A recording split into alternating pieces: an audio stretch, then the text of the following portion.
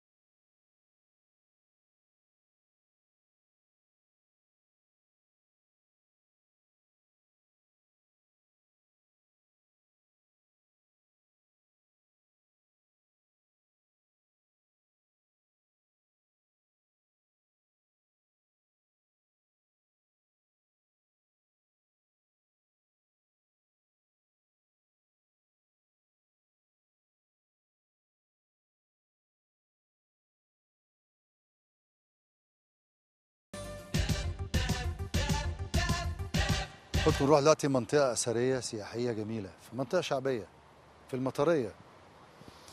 منطقة شجرة ستنا مريم. دي منطقة من أغلى المناطق مش في مصر بس في العالم كله. أنا بشكر لواء الميهي نائب المحافظ وأيضا رئيس حي المطرية، ونشوف مرحلة واحد كانت عاملة إزاي، مرحلة اتنين عاملة إزاي، وإن شاء الله نفتحها في مرحلة ثلاثة. بس برضه مطلوب من الأهالي يتعاونوا، مطلوب من شركات سياحة إن هو يبقى فيه نقول إيه، ياخدوا الأجانب يقولوا لهم تعالوا شوفوا، اللي هيروح مرة هيروح التانية والتالتة والرابعة. تعالوا معانا نشوفها.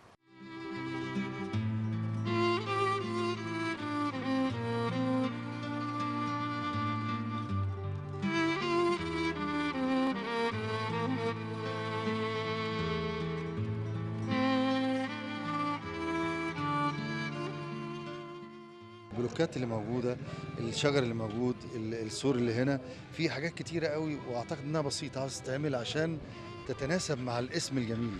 ان شاء الله طبعا احنا في الفتره الحاليه دي هنبتدي في اطار التجهيز ورفع كفاءه منطقه شجر مريم، لانها اثر من الاثار الدينيه القبطيه، بيجي منها العديد من الزوار يزوروا هذا المكان العظيم، فلازم يليق المكان في منطقه شجر مريم دي بالمنطقه المحيطه به يجيب هذا الحدث الديني العظيم. عشان كده احنا ان شاء الله هنبتدي نرفع كفاءه الطرق الجناين من مدخل الطريق من شارع مطراوي لغايه اقصى لغايه نهايه منطقه شجر مريم ومنطقه الجامع الخلفيه، من الارصفه من المساكن. برضه هيفي مجتمع مدني وبعض الشركات المقاولات بالتنسيق برضه مع بعض رجال الاعمال، هنبتدي نرفع كفاءه البلوكات اللي موجوده حوالين شجره مريم تتناسب مع الحدث العظيم الموجود في هذا المكان. بعض الاشجار والمحاية النظافه وتجميل القاهره هتفيك تعتني بالزرع، الدهانات والارصفه، الاضاءه، هذا الكلام.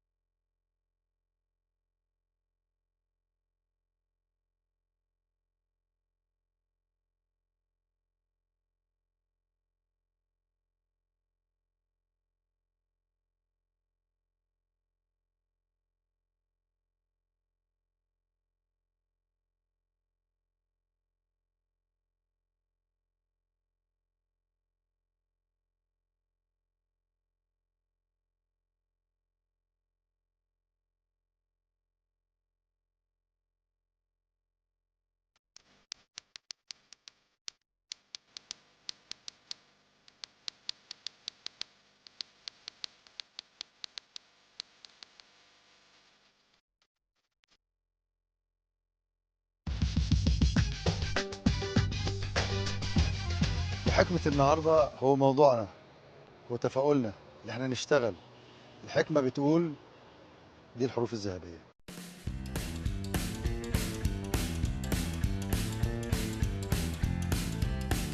مع بعض. الله. كلنا مع الله. ازيك يا حاج؟ انت منين؟ منين؟ من الارض اللواء. هو الارض اللواء ايه؟ 100 100 الحمد لله. اللواء ده لسه موجود ولا مشي؟ لا موجود مش هيمشي. انت منين؟ امشي يروح مصر قديمة من جيارة. اهلا بيك. ارض اللواء. باشا. اسمك ايه؟ اسمي كريم. طب يلا اقرا كريم كده. مش عارفين ايه الموضوع ده؟ الشمال اليمين. مالك؟ الشمال اليمين. اسمك ايه؟ كريم ايه؟ اسمه كريم. رمضان كريم. اسمه طاقة. اقرا؟ عمل ايه؟ عمل ايه؟ جالك ايه يا الشمال اليمين. الشمال اليمين. انت بتشتغل ايه يا حاج؟ انا كنت موظف حتى على المعاش. موظف فين؟ الشركه عامله المعاد. معادن. الناس معادن. من اهل معاد الناس. كمل بقى. في معدن اصيل ومعدن طبعا. يعني المعدن الغالي ايه والمعدن الرخيص ايه؟ هو المعدن الغالي الذهب والفضه اهلا بيك في كلام من دهب. طب اقرا كده. ألا رفيع. حلو. انت حليت كده النص. النص. الناس معادن. المعادن لسه.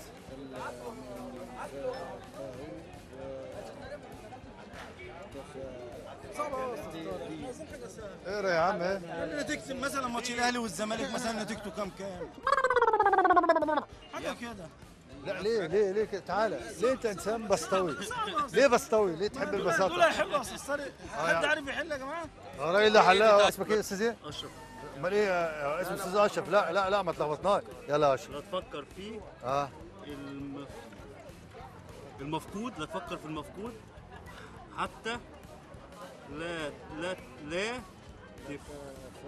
تفقد الموجود. الموجود. وانا وانت. على الله. الموجود. الموجود الله. لا اله الا الله. كمل بقى. قول تاني. قول بقى. يلا صح بقى. لا تفكر فيه المفقود حتى لا تفقد الموجود. يعني ايه بقى؟ خلاص دي يعني ايه؟ ما تفكر. ثواني.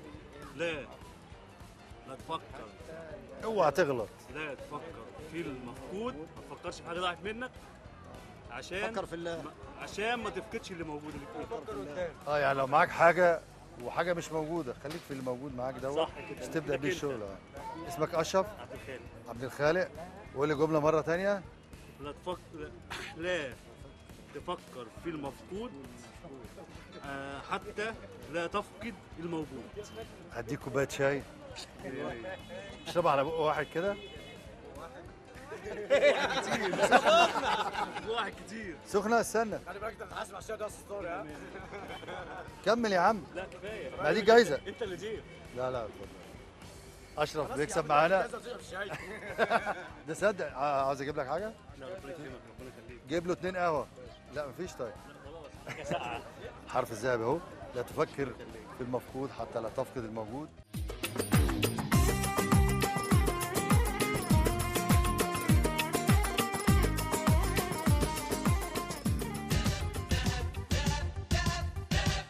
بنرد برضه على الايميلات. في احد المشاهدين وبعض الناس كانوا عاوزين يساعدوا مجدي اللي طلع في الحلقه الثانيه اللي هو مريض الايدز. هنطلع دلوقتي لقطه ورقم تليفونه اللي عاوزين يساعدوه برضه معانا وبشكرهم. بقول لهم الف شكر. حضرتك يعني انا حتى مفصلين رجلي الاثنين دول انتهبوا ومش لاقي اصلا دكتور عظام يعمل لي المفاصل دي خالص. بقيت عاجز اصلا برجلي من تحت اصلا خالص. النص التحتاني ده كله خالص مفصل حضرتك انتهب اليمين والشمال. وطبعا اتصبت بمرض دار رئوي حد في الرقبه. واتصبت بمرض عدوى وحش يعني اتنقل لي يعني مرض وحش. انا ما كنتش اعرف ان ده هيجي لي. انا اصلا داخل اتعالج من غسيل كلوي. جابوا لي مرض تاني ما كنتش انا اعرف بيه خالص. واصبح انا اتهزيت دلوقتي ولا ليا حول ولا قوه ولا قادر اعمل اي حاجه خالص. ضعف المناعه حضرتك تعبني خالص. هو ده يعتبر شاب. كام سنه؟ 27 سنه 37 سنه حضرتك. 37 سنه. وبين الحياه والموت. ميت حضرتك هنا. يعني عشان نعمل معاه اللقاء دوت خد مسكنات والناس بتشيل وناس جايبينه. المشكله انه انتوا يعني محتاج بالمرض اللي جالك جديد التطور اللي عندك الضرر المفتوح ده. خراج حد ضرر مفتوح. ولادك الحمد لله سلام ما عندهمش حاجه. سلام حضرتك مفيش المفروض حاجه. يعمل ايه؟ يحصل نوع من انواع العزل معاهم يحصل. بيحصل كده حضرتك، وده اللي بيحصل كده. بس طبعا برضك قاعد في حته سكن برضك ده يعني اوضه وقطوع والنفس فيها مخنوق برضك يعني. والمفروض ان انا ليا برضك ان انا بالمكان اللي انا فيه بقى على الاقل حتى يبقى فيه نفس، ولكن المكان اللي انا فيه خالص مخنوق ما اعرفش حتى يعني نتنفس حتى خالص.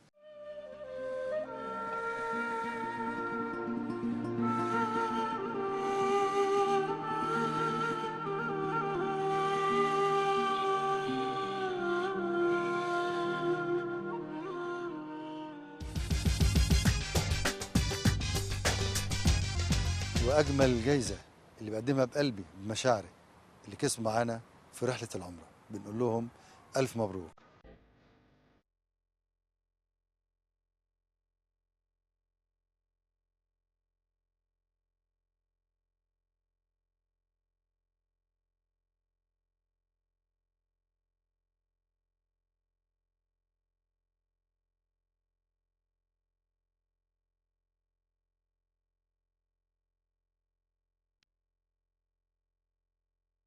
كل سنه وانت طيب. حضرتك طيب، حضرتك بخير. صحتك عامله ايه؟ الحمد لله رب العالمين، تمام الحمد لله. اسمي ايه؟ عادل عبد الحافظ. عم عادل عنده كف بصر ما بيشوفش خالص. لا كف جزئي. جزئي. ما بتشتغلش دلوقتي؟ لا الحمد لله، كنت في الشركة وطلعت يعني الحمد لله. ربنا يصبرك. الحمد لله ربنا يخليك. والمدام عندها مرض يعني؟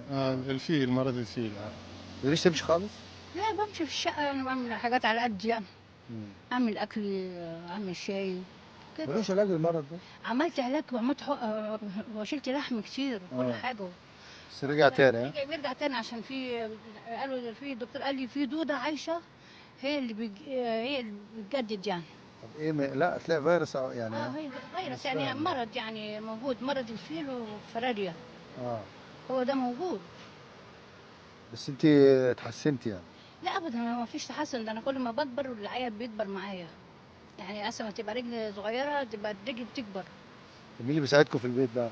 والله مساعد ربنا، اي بنت بتيجي توظف شويه، تيجي تعمل اكل شويه يعني، نشيل بعض انا وهو يعني.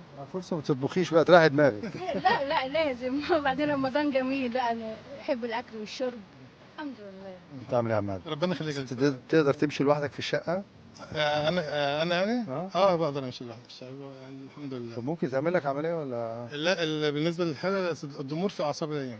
الاثنين مزدوج. الاثنين ضمور جزئي. ضمور في اعصاب العين. من حوالي عندي بقى له حوالي 40 سنة كده تقريبا. يعني الحمد لله. الرحمن الرحيم، اهلا بيكم حلقه جديده، لقاء جديد. الحب، التسامح، الامل، التفاؤل، لما نحط ايدينا في ايدين بعض ونبدا برنامج كلام من ده.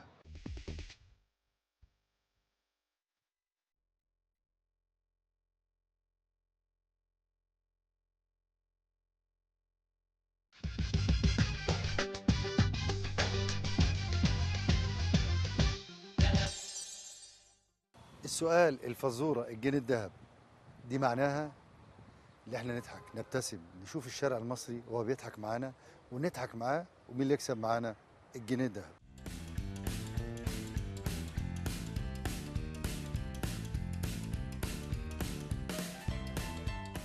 السلام عليكم، ازيك؟ عامل ايه؟ اسمك ايه؟ عمرو عودة.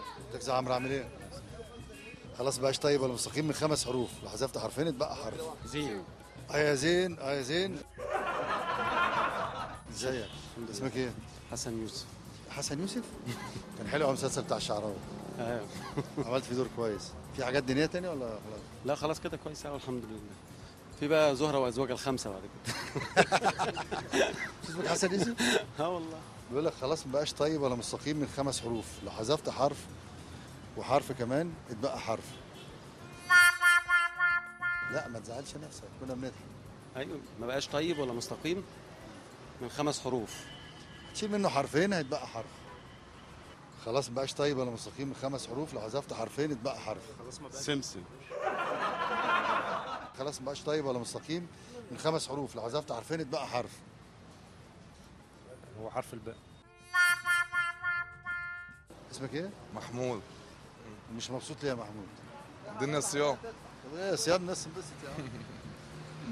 يلا هو من 5 حروف، مبقاش طيب ولا مستقيم. لو حذفت حرفين اتبقى حرف.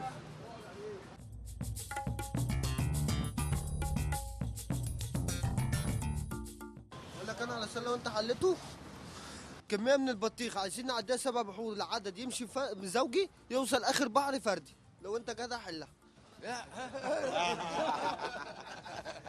تعالى بكره هديك بطيختين. خلاص مبقاش طيب ولا مستقيم من 5 حروف. خلاص لو ايه؟ حذفت حرفين اتبقى حرف. خلاص ما بقاش طيب ولا مستقيم من 5 حروف، لو حذفت حرفين بقى حرف. بقى حرف. لا انت اتغيرت على الاول بكتير. ابدا بحضرتك. محمد عمر معاك.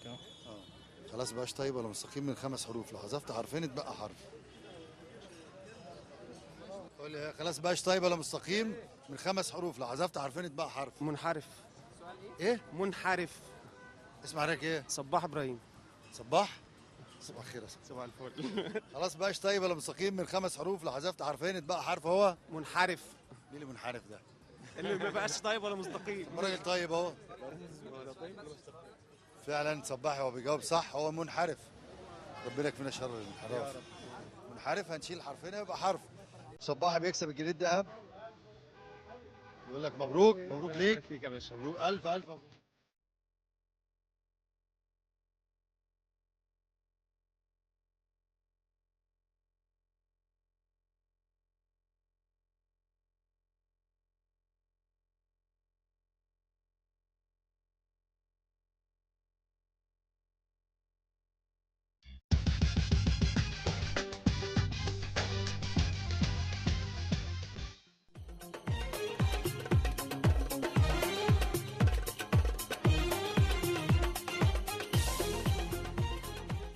اهلا بكم. مهرجان الجوائز وال 150 عمره، 150 جهاز عروسه و150 مشروع صغير. العروسه اللي كسبت معانا النهارده هويدا سيد احمد. نقول لها مبروك يا هويدا، ابعتوا لنا. وايضا السؤال الديني عشان نكسب 3 عليه في الايميل، صندوق البريد اللي بيظهر دلوقتي. القران الكريم نزل في كام سنه وكام شهر؟ يا ترى في 22 سنه و3 اشهر، 26 سنه و3 اشهر، 24 سنه و3 اشهر، 28 سنه و3 اشهر. القرآن الكريم نزل في 22 سنة و3 أشهر، 26 سنة و3 أشهر، 24 سنة و3 أشهر، أو 28 سنة و3 أشهر برضه. ابعتوا لنا على صد بعد زمالك القاهرة 464 أنبابة جيزة الإيميل اللي بيظهر عشان تكسبوا معانا. نعمل مهرجان كبير قوي اللي كسبوا معانا في العمرة والعرايس والفرح الذهبي بإذن الله.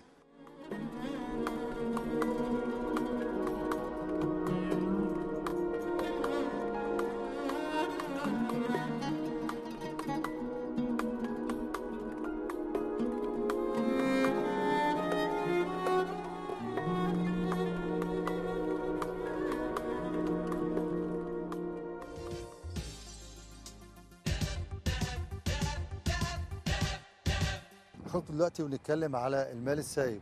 المال السايب في تحفة فنية، زي حاجات كتيرة ممكن اتكسرت، اتشالت، اتهدمت، حطوها كده عشان تتباع، محدش عارف الوضع ايه. الفندق ده موجود في أحسن حتة في مصر، في ميدان الأوبرا، فندق تاريخي. الأماكن التاريخية بيعملوا ايه؟ بيعملوا عملية ترميم بشكل معين وتقعد 100 سنة 200 سنة، إنما ده قعد 17 سنة بالشكل ده. تعالوا نشوف الفندق ده اللي موجود في ميدان الأوبرا وملك الدولة. ده المال السايب، ده المال الحرام. تعال نشوف.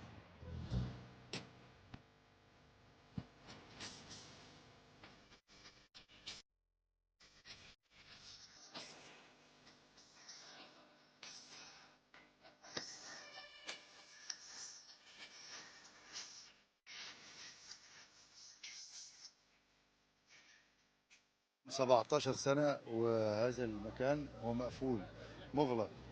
ممكن يبقى زي الفنادق الأثرية الكبيرة، أو يتخذ قرار ويتبني ويتعمل فندق جديد.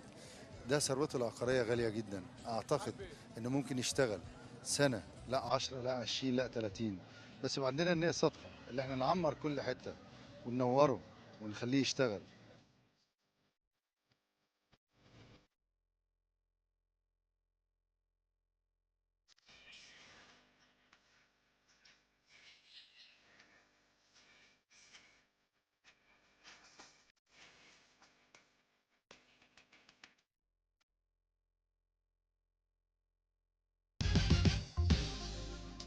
نبدأ دلوقتي اللقاء اللي بيهز مشاعري وقلبي.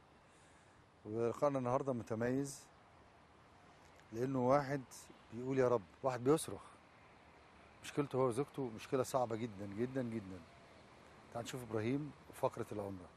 إبراهيم مشكلته حاجات كتير قوي زي كتير من المصريين، مشكلة كبيرة. تعالوا نعيش معاها.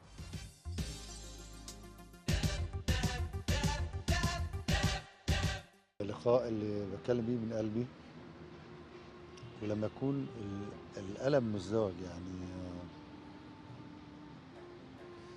يكون عنده مشكلة كبيرة، مشكلة صحية، وما عندوش أمل في الحياة، فبنقول له اجمد.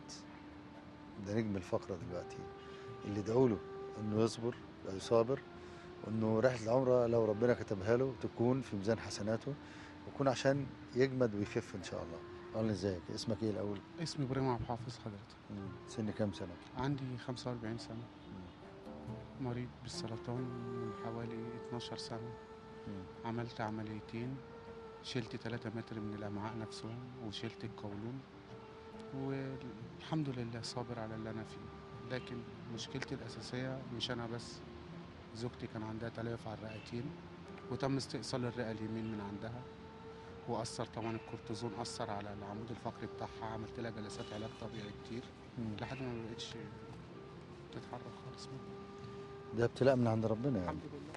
صبر ألف حمد وشكر، ألف حمد وشكر. بس لما المشكلة إن الواحد صابر بس حتى العلاج، الدولة نفسها لما تيجي تتكلم يقول لك لا، في علاج لازم تجيبه من بره. طب أجيبه من بره؟ يعني أنا علاج عشان أجيبه من بره يعدي 7000 جنيه، عشان أجيب علاج لزوجتي من بره يعدي 1000. تعالج في مستشفى ايه؟